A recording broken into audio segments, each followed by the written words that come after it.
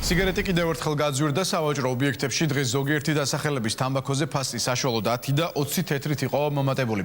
იმპორტიორი კომპანიები სიგარეტის კიდევ უფრო გაძვირებას აქციზის გადასახადის მორიგი გაზრდის შედეგად შემდეგ ვარაუდობენ.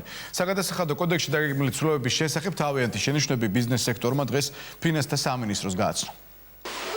საქართველოში თამბაქოს პროდუქცია წელს უკვე მეორედ გაძვირდა. ზოგიერთი დასახელების სიგარეტზე ფასი 10-დან 20 თეთრამდე გაიზარდა.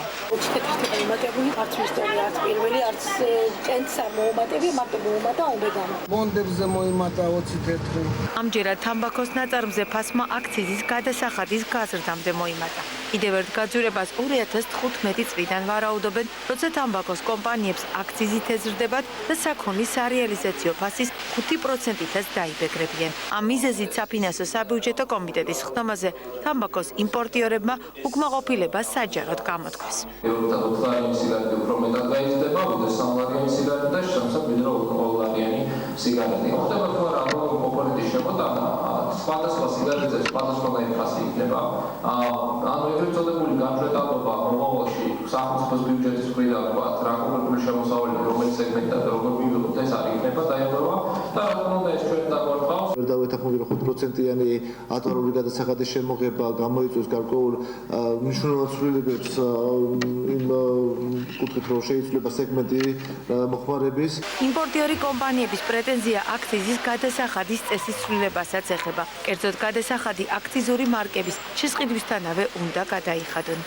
არსებობ კანონპროექტი ითვალისწინებს აქციზის გადასახადს სრული ოდენობით დაფარვას აქციზის შეძენისთანავე, რაც რა თქმა უნდა დიდ პრობლემებთან დაკავშირებული პირველი, იმიტომ რომ ეს არ არის კათოლიციზმი, არ იყო ჩადებული ჩვენს გრძელვადიან გეგმებში, მოგვიწევს საკმაოდ დიდი ფინანსური რესურსის გამოძიება. ფინანსთა სამინისტროს მიერ შემუშავებულ ცვლილებებთან დაკავშირებით შენიშვნები აქვს საფინანსო საბიუჯეტო კომიტეტის თავმჯდომარესაც.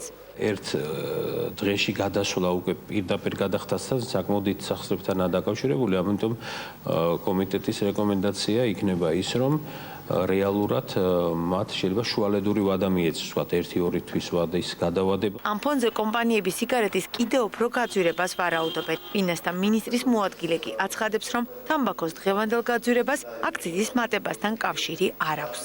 სრულად კომპანიების გადასაწყვეტია რა ფასაც მოახდენენ სიგარეტის რეალიზაციას, ეს არანაირად არ უკავშირდება იმ გარემოებას, რომ მომდევნო წელს იზრდება აქციზი. ფინანსთა სამინისტროში არ გამორიცხავენ, რომ ბიზნესთან კონსულტაციების შემდეგ მათ მიერ შემუშავებულ ვარიანტში ცვლილებები შექმნეს.